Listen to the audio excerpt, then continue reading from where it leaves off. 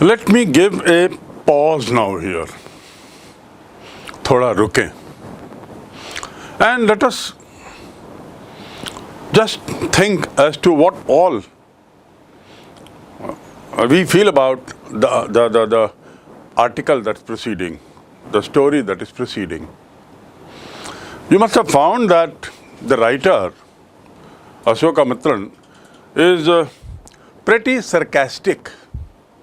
Sarcastic मतलब व्यंग्यात्मक. He has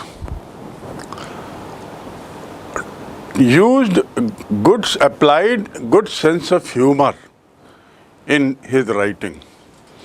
उन्होंने विस्तार से जब अपना जेमिनी लैब का, जेमिनी स्टूडियो का, मेकअप लैब का वर्णन किया है, तो लगातार एक के बाद एक मजाकिया अंदाज में कई चीज़ें उन्होंने बताई.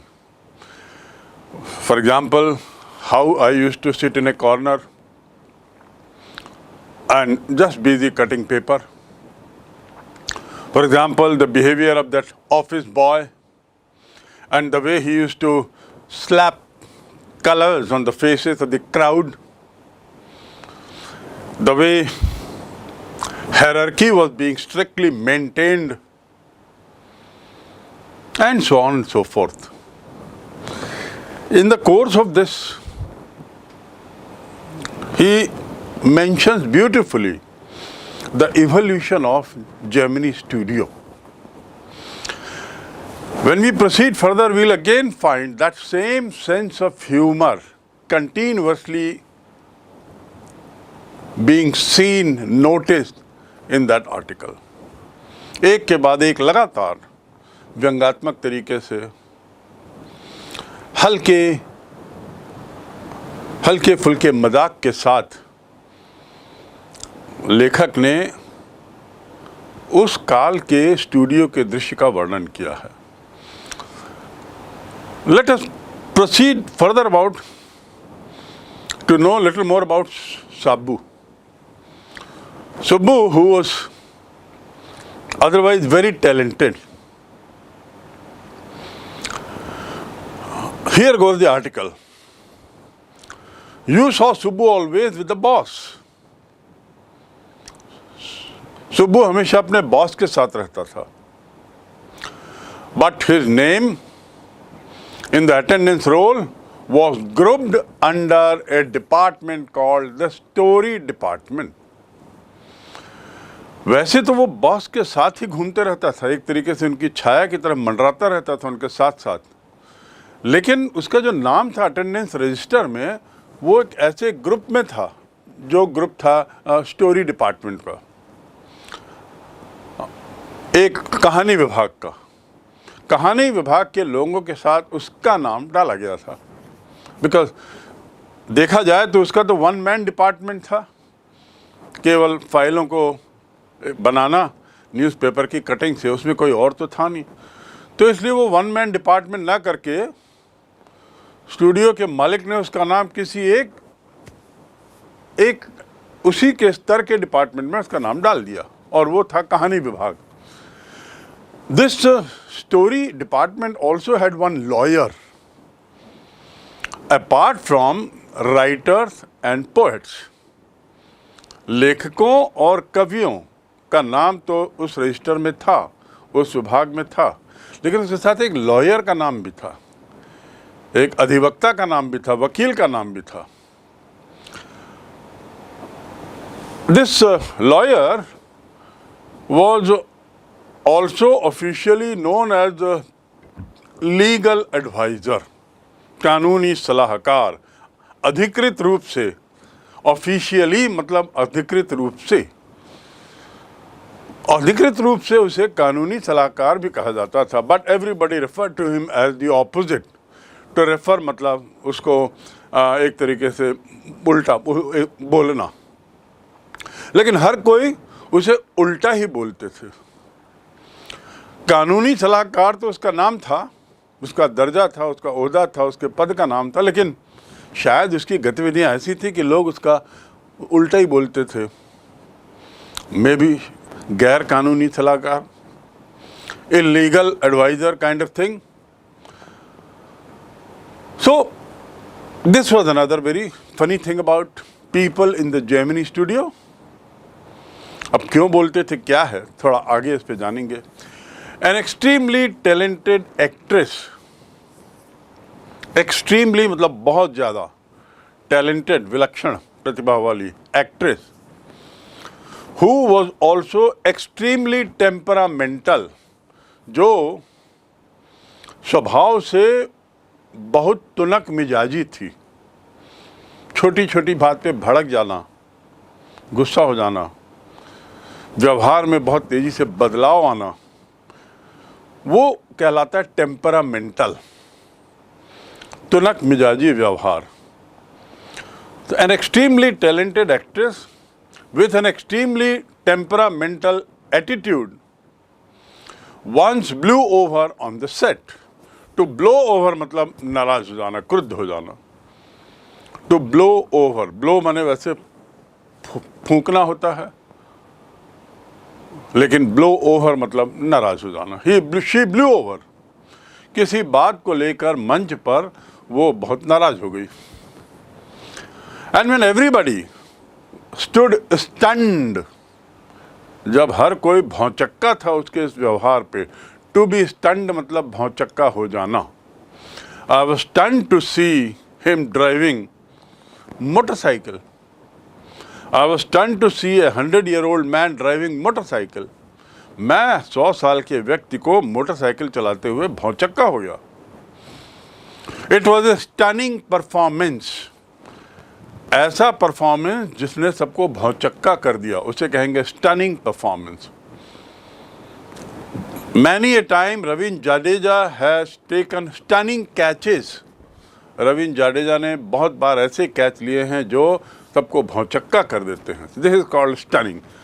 So when everybody was stunned, as everybody stood stunned, the lawyer quietly switched on the recording equipment. जब वो बहुत नाराज हो रही थी और अपनी नाराजगी को बता रही थी और सब भौचक्के थे, उसी समय ये लॉयर ने क्या किया, switched on the recording equipment. जो उसका रिकॉर्डिंग इक्विपमेंट था, जिसमें फिल्म की शूटिंग के दौरान लोगों की बात रिकॉर्ड होती है, उस रिकॉर्डिंग इक्विपमेंट को चला दिया. Switch on, to switch on मतलब चालू करना, स्विच ऑफ माने बंद करना. तो he switched on the recording equipment.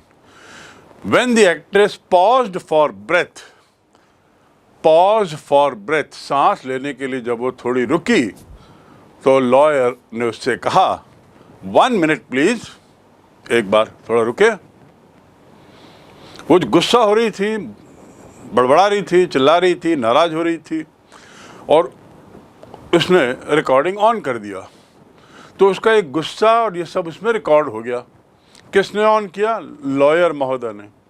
और जब वो थोड़ा गुस्से क्रोध में, जब थोड़ा सा उसने अपने को रोका सांस लेने के लिए, इससे पहले वो आगे गुस्सा होती, लॉयर ने कहा 1 मिनट थोड़ा रुकेंगे, और ऐसा कह के उसने उस मशीन को ऑन कर दिया, अर्थात उनकी आवाज़ को सुनाया.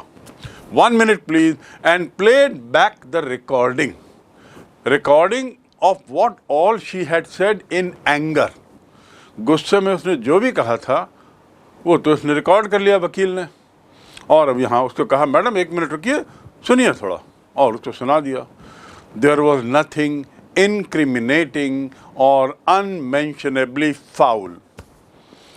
उस रिकॉर्डिंग में जितना उसने किया था, उसमें निर्माता के विरुद्ध अभिनेत्री के क्रोधपूर्ण जो भाषण था, जो दे रही थी, गुस्सा दिखा रही थी, उसमें निर्माता के विरुद्ध उसने कुछ भी दोषारोपण नहीं किया था, कुछ अकथनीय या गंदी बात नहीं कही थी, कुछ भी नहीं था, लेकिन गुस्से का इजहार कर रही थी किसी बात को लेकर.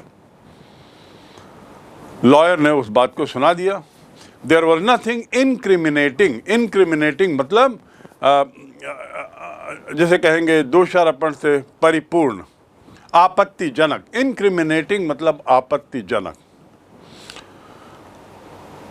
And there was nothing incriminating और अनमेंशनेबली फाउल. और ऐसा भी अकथनीय कोई बात नहीं थी. फाउल माने बुराई, फाउल माने कोई बुराई. ऐसी कोई अकथनीय बात भी नहीं थी। किसके खिलाफ? निर्माता के खिलाफ। In the tirade against the producer. Tirade माने जो तेजी से भाषण दे रही थी, जो तेजी से ब्ला ब्ला ब्ला करके जो सुनाई जा रही थी, उसे कहते हैं टिरेड। तेजी से बहुत अपना गुस्सा दिखाना, नॉन स्टॉप बोलते जाना, एक तरफा बोलते चले जाना, उसे कहेंगे टिरेड। तो वो टिरेड में ऐसा आपत्तिजनक कुछ भी नहीं था, कुछ भी गंदी बात नहीं थी। But when she heard her voice again through the sound equipment she was dumb struck. लेकिन जब उसने अपनी आवाज़ सुनी, उस एक्ट्रेस ने, लॉयर ने जब रिकॉर्डिंग को चलाया, और चलाने के बाद जब इस एक्ट्रेस ने अपनी आवाज़ सुनी, तो she was dumb struck. Dumb मतलब गूंगा, स्ट्राइक से बना स्ट्रक, और वो भौचक्की हो गई, वो गूंगी हो गई। गूंगी हो गई मतलब एकदम कहना चाहिए कि कुछ बोल नहीं सकी, एकदम घबरा गई। जबकि उसमें कोई गलत बात उसने नहीं कही थी, अपने गुस्से का इजहार किया था कि बस किसी बात को लेकर। और यहाँ उसको नाराजगी किस बात, क्यों डम्ब स्ट्रक हो गई, इतना क्यों हड़बड़ा गई? क्योंकि उसको अंदाज नहीं था कि उसका ये गुस्सा रिकॉर्ड हो रहा है। उसको लगा मेरे साथ धोखा हो गया, और वो धोखे वाली दुनिया की लड़की नहीं थी। When she heard her voice again through the sound equipment, she was dumbstruck. A girl from the countryside. Countryside मतलब होता है गांव।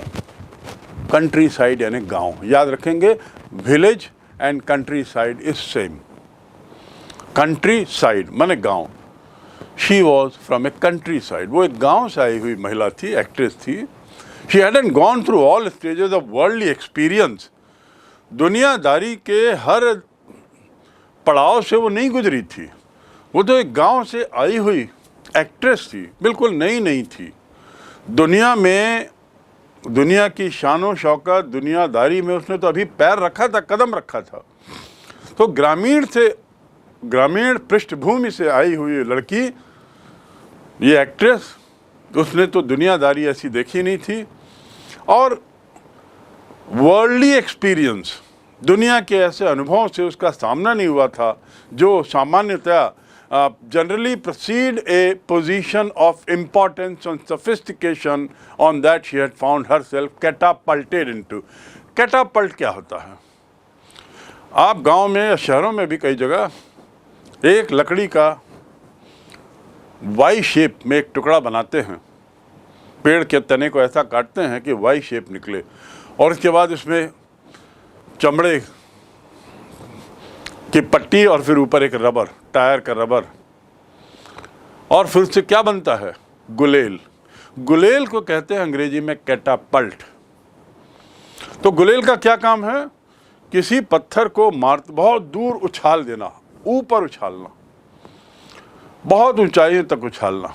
So the girl was catapulted from a village background to suddenly the world of sophistication. बहुत sophisticated world, बहुत ऐसी दुनिया में आ गई थी जहाँ उसका बहुत महत्व था, बहुत sophisticated, अलग ढंग की दुनिया में वो अचानक अपने को पाती है। और इस जंप में ग्रामीण पृष्ठभूमि से उस हाइट तक पहुंचने के दौर में उसने दुनिया को ज़्यादा नहीं देखी थी, वो तो अचानक बहुत अच्छी एक्ट्रेस बन गई थी। She never quite recovered from the terror she felt that day. Terror मतलब घबराहट, भयंकरता। उसने जो आवाज़ अपनी रिकॉर्डिंग में सुनी, या लॉयर ने रिकॉर्ड करके उसका गुस्सा जब उसको सुनाया, तो वैसे तो उसने कोई बुरी बात कुछ की ही नहीं थी, लेकिन उसको ये बात खराब लग गई एक्ट्रेस को, और वो बहुत बुरी तरह घबरा गई कि मेरी आवाज़ मेरे क्रोध को रिकॉर्ड किया है। घबराने का कोई कारण नहीं था, लेकिन फिर भी घबरा गई क्योंकि वो एक ग्रामीण बैकग्राउंड से आई हुई लड़की थी, और अचानक वो बहुत अच्छी ऊंचाइयों को पाकर एक एक्ट्रेस बनी थी। तो जो रिकॉर्डिंग सुनने के बाद उसको जो झटका लगा, जो तनाव आया, उससे वो दोबारा उबर नहीं पाई। A girl from the countryside, she could never recover from that. दुनियादारी की पद पर, महत्वपूर्ण पद पर जब कोई पहुंचता है धीरे धीरे, तो रास्ते में बहुत सी चीज़ें सीखता है वो। लेकिन जो अचानक ऊपर पहुंच जाए, जैसे कि एक्ट्रेस थी और प्रसिद्धि की ऊंचाइयां पाले अचानक, तब बहुत संभल के कदम रखना पड़ता है, बहुत तनाव आ जाता है। वही तनाव इसको आया। उस शौक से वो दोबारा उबर नहीं पाई। उसने जिस पद पर अपने को अचानक चढ़े हुए पाया, जिस ऊंचाई पर, उसको मालूम था कि अधिकतर लोगों को उस ऊंचाई में पहुंचने पे बहुत पापड़ बेलने पड़ते हैं, लेकिन ये तो अचानक पहुंच गई थी, और वो भी ग्रामीण पृष्ठभूमि की। तो ये रिकॉर्डिंग को, अपनी आवाज़ को रिकॉर्ड को सुनकर वो एकदम तनाव में आ गई, और she never quite recovered from this situation, from the terror. बहुत ज़्यादा घबरा गई। That was the end of a brief and brilliant acting career. और इस प्रकार एक शानदार करियर का, जो बड़ा संक्षिप्त था, ब्रीफ यानी संक्षिप्त, ब्रिलियंट माने शानदार, एक्टिंग करियर समाप्त हो गया। इतनी ज़्यादा वो घबरा गई। तो इसीलिए राइटर कह रहे हैं, अशोक मित्रन, कि वो जो लॉ एडवाइज़र थे, कानूनी एडवाइज़र, लीगल एडवाइज़र, वास्तव में लोग उनको उल्टा बोलते थे। क्या बोलते थे? Illegal adviser. वो काम बिगाड़ देते थे। And with this the author says that the girl's acting career came to an end. The legal advisor, who was also a member of the story department, had unwittingly brought about sad end. और ये सब क्यों हुआ? उसका acting career ख़त्म क्यों हुआ? क्योंकि ये लीगल एडवाइज़र महोदय ने जो वो भी स्टोरी डिपार्टमेंट के तो एक मेंबर थे, अनविटिंगली, अनजाने में, उनकी ये मंशा नहीं थी कि लड़की का एक्टिंग करियर ख़त्म हो, पर उनकी मंशा थी लड़की को बताना कि बहुत क्रोधित हो गए हो तुम, एक्ट्रेस को बताना कि तुम बहुत क्रोधित हो गए हो, ये बताने की मंशा थी। पर दुर्भाग्य से हुआ क्या? Unwittingly brought about the sad and. बड़ा दुखदाई अंत करवा दिया उन्होंने। किसका? उस एक्ट्रेस की एक्टिंग करियर का। बहुत दुखदाई अंत लीगल एडवाइज़र की उस हरकत के कारण हो गया। अच्छा, वो लीगल एडवाइज़र जो थे, उनकी एक और विशेषता थी। सुब्बू के बारे में इतना लंबा चौड़ा बताने के बाद, after talking so long about Subbu, author is now targeting the legal adviser and his habits. And so now he says, not only was he a kind of illegal advisor, but he was something different also. While every member of the family, which family? Gemini family. Gemini में काम करने वाले जो सभी सदस्य थे, they wore a kind of uniform. एक uniform पहन के वो आते थे। और वो यूनिफॉर्म क्या होता था? ऐसा नहीं कि उसका बिल्कुल एक ही जैसा बनावट हो, लेकिन हाँ, खादी की dhoti with a slightly oversized and clumsily tailored white khadi shirt. Slightly oversized जो यूनिफॉर्म थी, ऐसी अनाउंस नहीं हुई थी कि सबको इसमें आना है, लेकिन उस समय की प्रथा थी। ये कब की बात कर रहा हूँ? फ्रीडम मूवमेंट के दौरान की बात। Before India became free, most of the people were wearing khadi, and Gemini Studio was no different.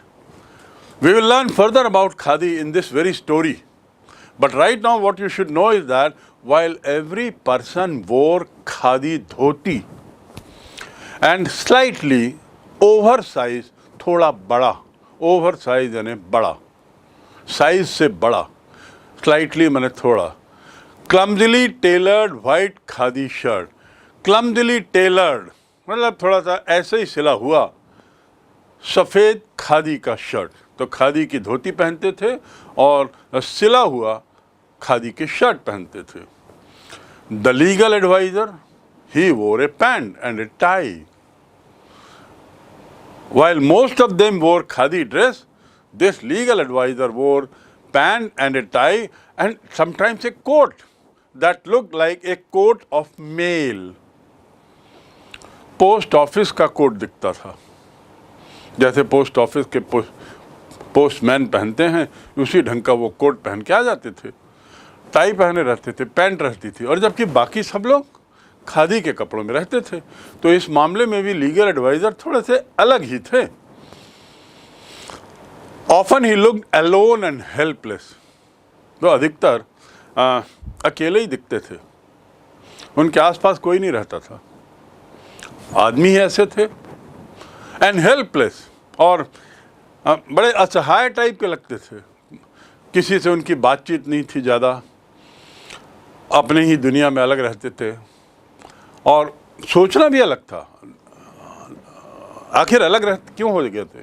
कपड़ों के कारण और एक्ट्रेस के साथ जैसी उन्होंने हरकत की उसके कारण, और एक कारण और था, वो था ए man of cold logic in a crowd of dreamers. वो जो व्यक्ति थे वो बड़े लॉजिक की बात करते थे, हमेशा तर्क की बात करते थे, हर बात में तर्क ले आते थे। आखिर पेशे से वकील थे तो तर्क तो लाएंगे ही। लेकिन बाकी लोग क्या थे? बाकी लोग तो ड्रीमर्स थे ना, फिल्म की दुनिया में काम कर रहे थे, सो दे वर ऑल थे ड्रीमिंग। सपनों की दुनिया में, कल्पना की दुनिया में वो लोग रहते थे, हवा में उड़ते थे, कल्पना की उड़ान में रहते थे। तो इस कारण भी ये महोदय अपने को अकेला पाते थे, असहाय पाते थे, असमंजस में पाते थे, और बाकी लोग भी उनसे दूर रहते थे क्योंकि ये हमेशा तर्क और तार्किक की बातें करें। तो he was a man of cold logic. Logic जो होता है तर्क, उसको ऑथर ने कहा कोल्ड। कोल्ड माने ठंडा, कोल्ड लॉजिक मतलब नीरस तर्कों की बात करते थे। यहाँ कोल्ड माने होगा नीरस, जिसमें कोई इंटरेस्ट ना हो। तर्क जो होता है, तर्क तो सीधी सादी बात होती है, बिल्कुल स्ट्रेट बात, उसमें आप कुछ जोड़ नहीं सकते। लेकिन कल्पना की उड़ान में तो आप बहुत कुछ बोल सकते हो। तो ये कोल्ड तर्क है। So a man of cold logic in a crowd of dreamer, that was another reason why he was different. A neutral man in an assembly of Gandhiites and khadiites. और इस प्रकार एक तरीके से एक न्यूट्रल आदमी था। न्यूट्रल मतलब जो किसी के साथ ना हो, एक गांधीवादी लोगों के, खादी पहने हुए लोगों के से हट कर था, अपनी सोच विचार में, अपने रहन सहन में, अपनी हरकतों में, और इसीलिए अपने को अकेला असहाय पाता था। Like so many of those who were close to the boss, he was allowed to produce a film. And though a lot of raw stock and pancake were used on it, not much came out of the film. Though means yadyapi. Though means yadyapi. Like so many of those who were close to the boss. Boss के जो निकट थे, उनको, बहुत लोगों को boss ने film बनाने का मौका दिया था, और उसी प्रकार लीगल एडवाइज़र को भी मौका मिला। और जब उन्होंने फिल्म बनाई तो बहुत पैनकेक का उपयोग किया, खूब सारे मेकअप मटेरियल का उपयोग किया, लॉट ऑफ रॉ स्टॉक और बहुत सारे माल का उपयोग किया। एंड पैनकेक्स वेर यूज, लेकिन not much came out of it, उससे ज़्यादा कुछ मिला नहीं। अर्थात बहुत पैनकेक खर्च हुआ, बहुत सामान लगा, लेकिन फिल्म चली नहीं। It was a kind of flop. Then one day the boss close down the story department. एक दिन बॉस ने वो डिपार्टमेंट, वो विभाग ही बंद कर दिया. He closed it down. And this was perhaps the only instance in human history where a lawyer lost his job. और इस प्रकार ये एकमात्र उदाहरण संभवतः दुनिया के इतिहास में बन गया. Perhaps, संभवतः, only instance, उदाहरण, संभवतः यह एकमात्र उदाहरण बन गया मानव इतिहास में जहां एक वकील को अपनी नौकरी खोनी पड़ी या एक वकील की नौकरी खा दी गई. क्यों? Because poet were asked to go home. क्योंकि स्टोरी डिपार्टमेंट बंद हुआ तो कवियों को कहा गया, भाई अब आप लोग अपने अपने घर जाएं, अब ज़रूरत नहीं है. तो परिणाम क्या हुआ? जब डिपार्टमेंट ही बंद हो गया तो ये जो सज्जन थे, जो महोदय थे, लीगल एडवाइज़र, इनकी भी नौकरी ख़त्म हो गई. और इस प्रकार राइटर से कि again with this great sense of humour कि वकील जैसा आदमी जो तर्क में बातें करता हो, संभवतः पहली बार नौकरी खोया होगा. और ये उसका एकमात्र उदाहरण मानव इतिहास में संभवतः है. बहुत हास्यास्पद बात उसने कही है लेखक ने. तो this is how we find this chapter. Incriminating means क्या होता है? टेम्परामेंटल तो मैंने बताया, तुनक मिजाजी. टू ब्लो ओवर मतलब उड़ा देना, शांत कर देना. इनक्रिमिनेटिंग मतलब दोषारोपण वाले, दोषारोपण जिसमें किया हो. She never said anything which was incriminating, आपत्तिजनक, दोष लगाते हुए बात कुछ नहीं था. टिरेड आई टोल्ड यू, एक बड़ा क्रोधपूर्ण भाषण, गुस्से में दिया गया भाषण जो होता है वो टिरेड, जिसमें एक पक्षी आप लगातार बोलते चले जा रहे हो. और शी वॉज स्टक डम, दैट मीन्स ना बोल पाई, बिल्कुल चुप हो गई. कैटापल्ट गुलेल. तो इस प्रकार ये भी एक बड़ी हास्यास्पद बात हुई कि अन्य लोगों ने एक वकील की नौकरी खा दी. Now we come to the 6th para. The 6th para is further about the Gemini studio.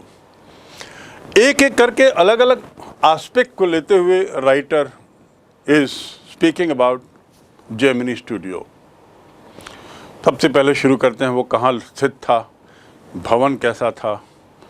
उसके बाद वो बताते हैं अनुशासन आदि की बातें, फिर अपना कमरा, उसके बाद वहाँ का माहौल कैसा हुआ करता था, और ऐसा करते हुए शुब्बू, और फिर उसके बाद lawyer.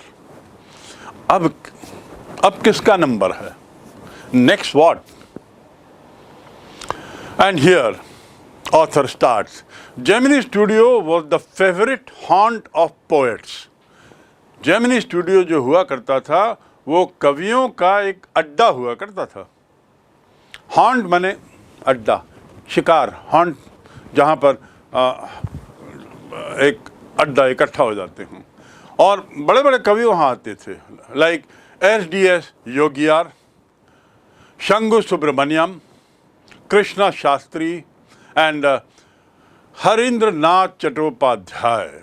Some of the good names in those days. And you see again from different states, one Bengali, a Tamilian, Kannada, etc. It had an excellent mess. और क्यों ना आए कभी लोग वहाँ पे? क्योंकि उसका जो मेस था बड़ा शानदार था, जहाँ पे खाना आदि मिलता था, नाश्ता आदि मिलता था. Excellent mess which supplied good coffee at all times of the day and for most part of the night.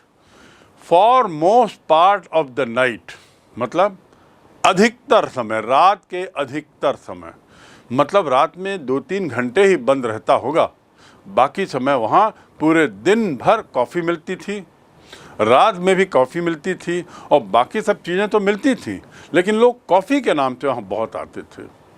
An excellent mess supplied good coffee. The coffee was good at all times of the day and most part of the night. Those were the days when Congress rule meant prohibition. ये वो दिनों की बात कर रहा हूँ मैं जब कांग्रेस शासन था और उसमें prohibition हुआ करता था।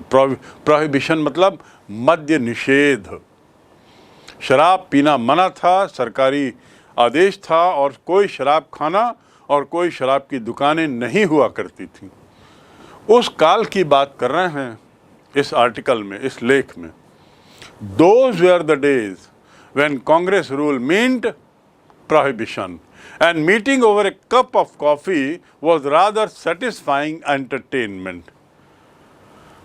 और शराब खाने वगैरह सब बंद थी, और कॉफ़ी में मिलना, कॉफ़ी के नाम से मिलना, meeting over A cup of coffee, it was rather satisfying, बड़ी संतुष्टि होती थी और आनंद मिलता था। आज भी आप कॉफ़ी हाउस जाएंगे तो वहाँ ऐसा ही कुछ दृश्य दिखेगा, जहाँ लोग कॉफ़ी पीते हुए घंटों बैठते हैं और गपशप करते हैं, राजनीति पर बातें करते हैं आदि आदि। सो coffee house used to be a place for getting together and light mood, satisfying entertainment. Entertainment तो आप सब समझते हैं, आनंद, आमोद प्रमोद और संतुष्टि, जहाँ संतुष्टि मिले। Barring the office boys and a couple of clerks, a prerequisite for poetry. Barring the office boys and a couple of clerks, everybody else at the studio radiated leisure, a prerequisite for poetry. Prerequisite मतलब क्या होता है? Prerequisite for poetry, कविता लिखने के लिए जो एक आवश्यकता है, prerequisite. To be successful, hard work is the prerequisite for success. उसकी एक महत्वपूर्ण ज़रूरत है, कठिन श्रम। सफलता की बहुत बड़ी एक ज़रूरत है, क्या है? कठिन श्रम।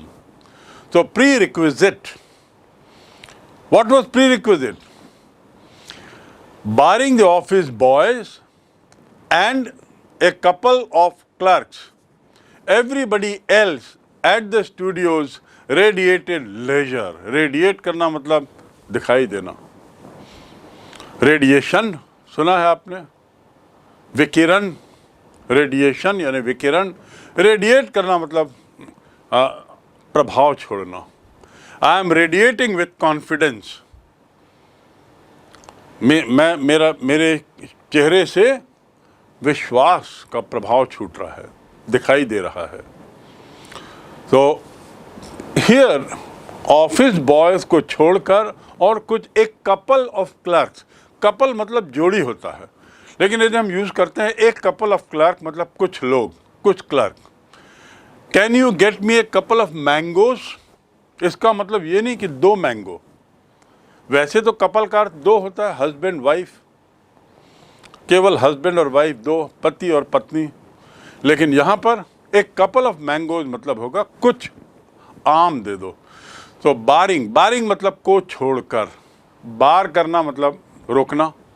आई have been barred from appearing in the examination, मुझे परीक्षा में बैठने से रोक दिया गया है। I have been barred from appearing in the examination. As bar आपने पढ़ा होगा, एज बार, उम्र की सीमा, बार यानी सीमा। सो यहाँ पर barring few clerks and office boys, office boys और क्लर्क को छोड़कर, उनके अतिरिक्त एवरीबडी एल्स रेडिएटेड लेजर, हर कोई, लेजर मतलब फ्री समय, हर कोई व्यक्ति बिल्कुल ऐसा दिखता था मानो उनके पास बहुत समय है। क्लर्क लोग व्यस्त रहते थे, ऑफिस बॉयज व्यस्त रहते थे, लेकिन बाकी लोग जो वहाँ आते थे ऐसा लगता था उनके पास समय ही समय है। रेडिएटेड लेजर टाइम, मानो उनके पास बहुत समय है। और आखिर ये लोग कौन थे? कवि लोग थे। कवियों के लिए ये जरूरी है कि उनके पास बहुत समय हो, खाली समय हो, जिसमें वो निश्चिंत होकर, शांत मन से, तल्लीन होकर, बिना किसी रुकावट के, बाधा के वो कविताओं की पंक्तियां सोच सकें, कविताओं की पंक्तियां रच सकें। तो इस प्रकार ये लोग आते थे, वहाँ बड़े शांत मन से बैठते थे। Pre requisite for poetry, I hope you have understood the meaning of the word pre requisite. Most of them वोर khadi and worshipped Mahatma Gandhi. But beyond that, they had not the faintest appreciation for political thought of any kind. ये लोग अधिकतर खादी पहनते थे। Wear, wore, worn. To wear माने पहनना, wore माने पहना। क्या पहना? खादी की ड्रेस पहनते थे। And worshipped गांधी जी, और गांधी जी की पूजा करते थे, गांधी जी को मानते थे। पूजा करने के तात्पर्य है मानना।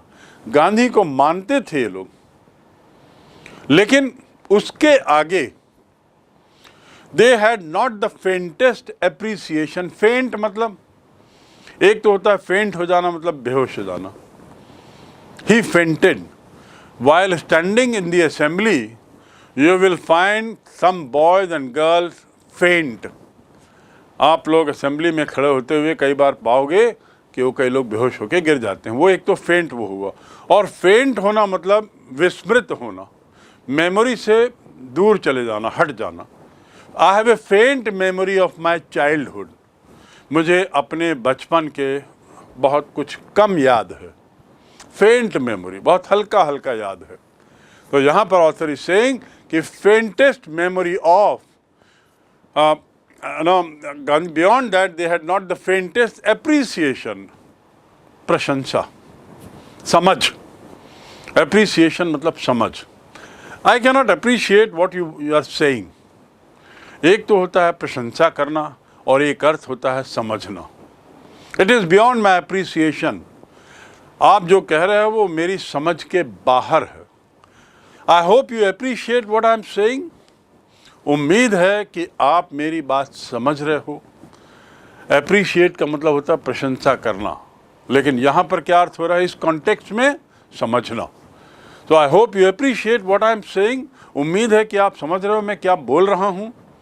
सो यहाँ पर here author says they had not the faintest appreciation. बहुत दूर दूर तक उनको समझ नहीं थी, किस बात की? For political thought of any kind. किसी भी तरह की विचारधारा की समझ उनको नहीं थी, राजनीतिक विचारधारा की। अर्थात बड़ी हल्की फुल्की बातें करते थे वहाँ के। आखिर कवि लोग थे वे लोग। खादी तो पहनते थे, गांधी को मानते थे, लेकिन राजनीतिक विचारधाराओं से दूर दूर तक उनका कोई ताल्लुक नहीं था। अर्थात बड़े गैर राजनीतिक नेचर के लोग थे ये लोग जो वहाँ के बैठते थे। Naturally they were all averse to the term communism. To be averse to मतलब खिलाफ होना, विरोध में होना।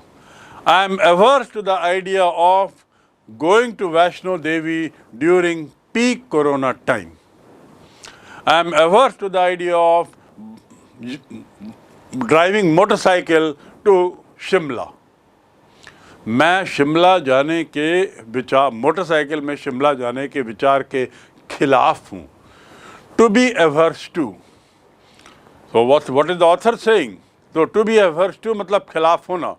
So author is saying naturally they were all averse to the term communism। चूँकि उनकी कोई अपनी विचारधारा नहीं थी, वहाँ जो लोग आके बैठते थे, कॉफ़ी में गप मारते थे, गपशप करते थे, समय गुजारते थे, समय बहुत था उनके पास, इनकी कोई विचारधारा नहीं थी, तो स्वाभाविक है, नेचुरली मतलब स्वाभाविक रूप से ये लोग साम्यवाद, कम्युनिज्म के खिलाफ थे। गांधी के कपड़े पहनते थे, खादी के कपड़े पहनते थे, गांधी जी को मानते थे, तो ऐसे लोग तो कम्युनिज्म के खिलाफ ही रहेंगे।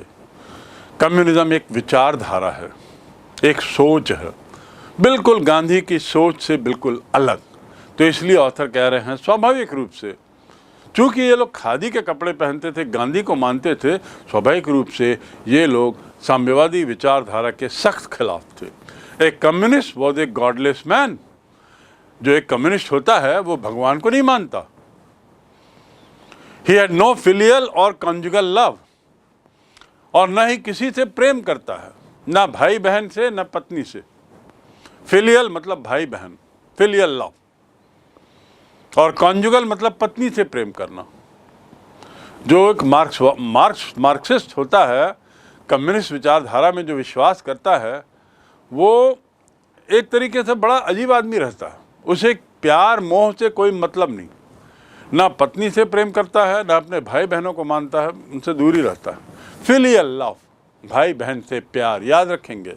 और कॉन्जुगल लव मीन्स पत्नी से प्यार। तो भगवान में विश्वास नहीं करता है कम्युनिस्ट। स्नेह प्यार मोहब्बत की तो बात ही दूर। He had no compunction about killing, no compunction, to have no compunction मतलब बिना किसी हिचक के, to have no compunction माने बिना किसी हिचक के, बिना किसी हिचक के वो किसी को मार भी डालेगा। He had no compunction about killing his own parents, अपने माँ बाप को भी मारने में उसे कोई हिचक नहीं होगी, अपने बच्चों को भी मारने में हिचक नहीं होती। ये होते हैं कम्युनिस्ट लोग। जो पक्के कम्युनिस्ट होते हैं उनकी सोच बड़ी अलग रहती, उनकी दुनिया बिल्कुल अलग रहती। आप भारत में जहाँ कम्युनिज्म है उसके बारे में आप पढ़िए तो आपको मालूम होगा कि कम्युनिस्ट विचारधारा कैसी है। They don't believe in God, they don't believe in love of any kind, they don't love their brothers and sisters. They can even go to the extent of killing their parents and children. He was always out to cause and spread unrest. वो लोग हमेशा तैयार रहते हैं अशांति फैलाने के लिए। Cause unrest, unrest मतलब अशांति। उनका इसमें बड़ा विश्वास है, अशांति फैलाने में। हमेशा तैयार, दोनों पांव पे खड़े रहते हैं शांति के लिए। Cause and spread unrest and violence among innocent and ignorant people. Innocent मतलब सरल, ignorant मतलब अज्ञानी अनभिज्ञ। सरल विचारों वाले, सरल प्रभाव के प्रकृति के जो लोग होते हैं, अज्ञानी अशिक्षित लोग जो होते हैं, जो मूलतः गांव में होते हैं, अर्थात ग्रामीण क्षेत्रों में ये लोग अपना प्रचार प्रसार करते हैं ज़्यादा, और वहाँ हमेशा अशांति फैलाने की कोशिश करते हैं इन लोगों को अपने विचारों से प्रभावित करके। अनरेस्ट और वायलेंस लाने की कोशिश करते हैं, हिंसा, अशांति, कोई रिश्ता नाता नहीं, भगवान पर विश्वास नहीं, मरने मारने पे उतारू, किसी को भी मार देंगे। ये कम्युनिस्ट लोगों की सोच होती है। Such notions which prevailed everywhere else, ऐसी जो सोच थी, नोशन माने सोच, जो सब जगह फैल चुकी थी, ऐसी सोच जो सब जगह फैल चुकी थी। टू प्रिवेल मतलब हावी होना। आई could not prevail upon my parents, मैं अपने पेरेंट को फिर हावी नहीं हो सका, उनको समझा नहीं सका। मैंने बार बार उनको समझाने की कोशिश की कि हम लोग जो सब बद्रीनाथ चलते हैं, but I could not prevail upon them. तो टू प्रिवेल अपॉन, यहाँ पे सच नोशंस, ऐसे विचार, which prevail everywhere else, else मतलब हर जगह, in south and at that time also naturally floated about vaguely, सब जगह वो फैल रहे थे ऐसे विचार। उस समय भी फ्लोट करना मतलब हवा में थे, ऐसे विचार अब जगह जगह फैल रहे थे। वेगली मीन्स हल्के फुल्का। आई हैव ए वेग memory of my past days. वेग मतलब बहुत हल्का, ज़्यादा मेमोरी नहीं है मेरे को पुराने दिनों की। आप फेंट मेमोरी, वेग मेमोरी। और वेग मतलब अस्पष्ट। तो यहाँ पर बड़ी अस्पष्ट थे वो लोग अपने विचारों में, बट ये विचार फैल तो रहे थे धीरे धीरे। यद्यपि ये विचार धीरे धीरे फैल रहे थे, सतही तौर पर लोगों को मालूम पड़ रहा था इनके विचारों के बारे में, दक्षिण भारत में भी यही हो रहा था। In South India at that time also naturally floated about vaguely. धीरे धीरे दक्षिण भारत में भी ऐसे विचारों ने अपनी जड़ें मजबूत करना शुरू कर दिया था। ऐसे विचारों ने अपनी पकड़ बनानी शुरू कर दी थी, और यही हाल कमोबेश खादी क्लैड पोएट्स, क्लैड माने पहने हुए, खादी पहने हुए कवि जो जेमिनी स्टूडियो में थे उनका भी था। यानी थोड़ा बहुत जानकारी मिलने लगी थी। Evidence of it was soon fourth coming, इसका प्रमाण जल्दी आने ही वाला था। किसका प्रमाण? कि कम्युनिस्ट विचारधारा अब धीरे धीरे दक्षिण में और जेमिनी स्टूडियो के कवियों के बीच में भी अब पहुंचने लगी है, अपना पैर पसारने लगी है। इस विचारधारा का प्रमाण तुरंत मिल गया कुछ दिनों बाद। एविडेंस यानी प्रमाण of it was soon fourth coming, कुछ दिनों में इसका प्रमाण तुरंत मिल गया। अब वो क्या प्रमाण था? ऐसा क्या प्रमाण था जिससे साबित हो गया कि जेमिनी स्टूडियो के कवि लोग भी, जो वैसे तो खादी के कपड़े पहनते थे, गांधीवादी विचारधारा के लगते थे, राजनीति से कोई ताल्लुकात नहीं था उनका, धीरे धीरे इस विचारधारा का असर उन पे होने लगा है। इसका उदाहरण पैरा 7 में आप देखिए।